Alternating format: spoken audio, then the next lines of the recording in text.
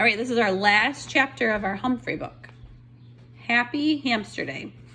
In December, things in room 26 really began to change. For one, it got really cold outside and a little chilly by my window. In the morning, frost pictures would appear on the glass. One picture looked like a big snowflake. Another one looked like a lion. Scary. Still, it was nice and cozy in my sleeping house. More snowflakes appeared. Not real ones, but cut-out paper snowflakes bordering all the chalkboards. And there were snowmen made of fluffy cotton and pictures of candles and packages and sleighs. The holidays were almost here. Christmas and Hanukkah and Kwanzaa. There were songs to be sung and presents to be wrapped and a big 2-week vacation to come. The weekend after Thanksgiving break, I went home with Pay Attention Art. He paid a lot of attention to me. But sometimes, not every night during the week, Mrs. Brisbane would take me home to see Mr. Brisbane, and he'd put up the obstacle course and we'd laugh and squeak and have a wonderful time. The next weekend, I stayed at Gail Morgenstern's house. Friday night was really nice because she convinced her mom to let me watch while she lit the menorah for her family, and the food was really yummy. I was glad that Mrs. Brisbane didn't take me home every night. For one thing, if I ran the obstacle course every night, I'd probably waste away to nothing. And for another, I wouldn't be able to see Aldo. Aldo could now balance the broom on his head. Yep, he'd put the tip of the broomstick on top of his head and keep it there for a little while. He'd have to bob and weave to keep it balanced, and he made a funny face, too. But one night during the week, Aldo pulled up his chair close to my cage and said, "Humphrey, old pal, I've got something to discuss." This sounded serious. I put on my most serious problem-solving face. "I'm thinking of getting Maria a ring for Christmas. You know, like an engagement ring with something shiny in it. I know we haven't known each other very long, and we wouldn't have to get married right away. On the other hand, I'm no spring chicken, and I like to settle down and have a couple of kids. Maybe a couple of hamsters too, you know." "I understand," I squeaked softly. "So what do you think?" Aldo fixed his big brown eyes on me. "Should I ask her to marry me?" I stood up on my hind legs and I screeched, "Do it, do it, do it!" Then he stood up and shouted, "You're right, I will. I'd be crazy not to." He raced out of the room so fast he forgot his cleaning cart. He returned for it and yelled, "Thanks!" Sometimes, most times, it pays to squeak up. The third weekend after Thanksgiving, I spent at Heidi Hopper's house and watched her family put up their Christmas tree. It was the most beautiful thing I'd ever seen, second only to the little tree Heidi put in my cage. It was my favorite tree, broccoli. And then it was almost holiday vacation. Suddenly it seemed as if we didn't have quite as much work to do in class. Everybody was planning for the holiday party on the last day of school.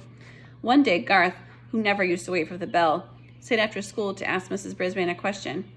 "May I bring Humphrey home with me over the holidays?" he asked. Mrs. Brisbane looked as surprised as I was. "Well, Garth, I thought that was a problem." Garth smiled broadly. "My mom is much better now, and my dad says it's okay to bring Humphrey home." Mrs. Brisbane smiled back. "That is wonderful news, but I think 2 weeks might be a little much. How about the first weekend in January?" Garth nodded, but he looked disappointed. "Tell you what, why don't you have your parents bring you by our house to see Humphrey over the holidays? You can watch him run his obstacle course." Garth didn't look disappointed anymore.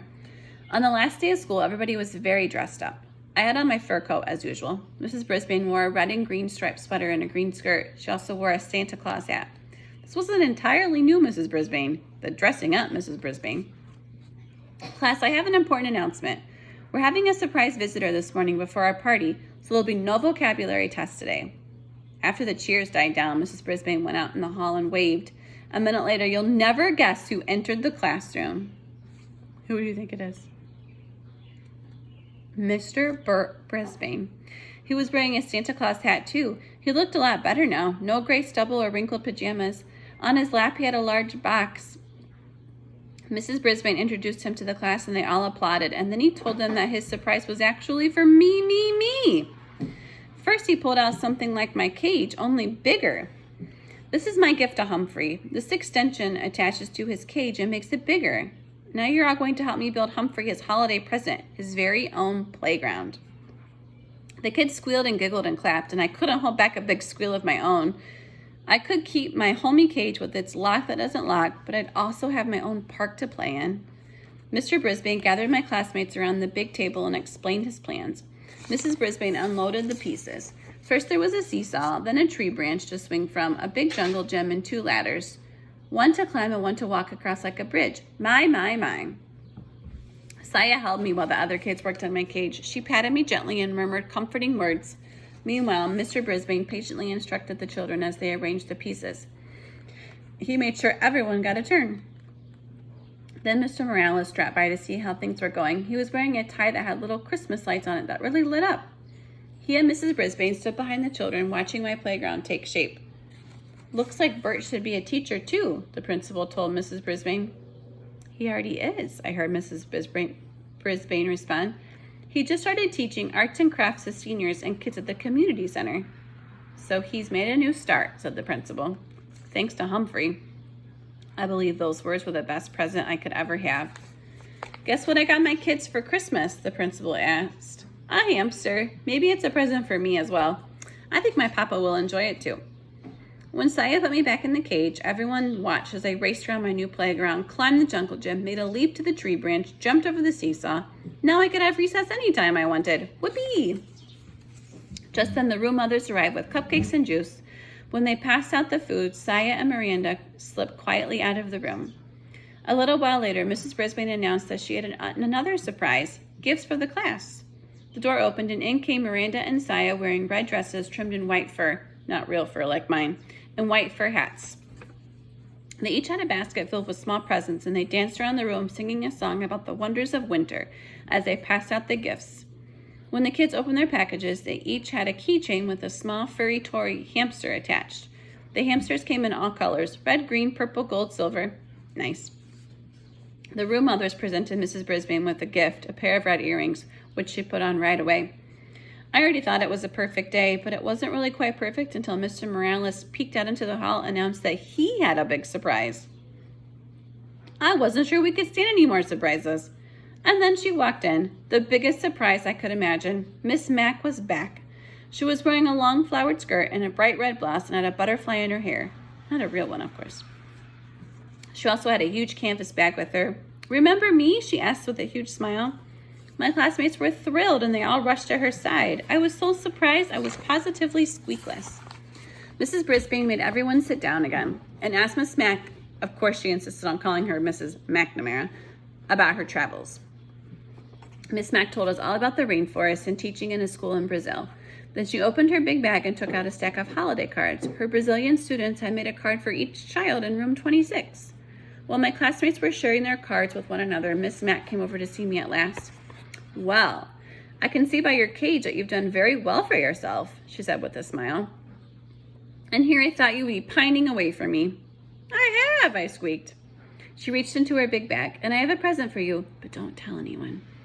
She pulled out a tiny, brand new notebook with blank pages, lots of them, and a new tiny pencil with a very sharp point. "I thought you might need this." Then she tucked it behind my mirror. Miss Mac stared at me a little longer and then softly said, "I've seen a lot of creatures in a lot of places in the last few months, but you're still the most handsome and smartest of all." Yes, yes, yes. And don't worry, I'll be back to see you again." She was still the same wonderful Miss Mac. I'd follow her to the ends of the earth, or at least to Brazil. But then it hit me. As much as I love her and she loves me, Miss Mac doesn't need me. Not as much as Mrs. Brisbane and my classmates and their families do. Maybe that's what Miss Mac was thinking when she left me in room 26. This is where I belong. All too soon the school bell rang. School was over for the day. School was over for the rest of the year. My head was reeling from all the surprises and excitement as we headed out to the car. In the parking lot, Aldo raced over to greet us with happy holidays. He'd come to pick Richie up. "I hope you have a happy holiday too," Mrs. Brisbane told Aldo. Aldo grinned until his huge mustache shook like Santa's tummy. "I'm sure I will. You see, I just got engaged. I'm going to get married." "Yahoo!" I squeaked with delight. Aldo leaned towards me. "Thanks, my friend." That night at the Brisbane's house, there was one more surprise. The doorbell rang and a very tall and very good-looking young man appeared.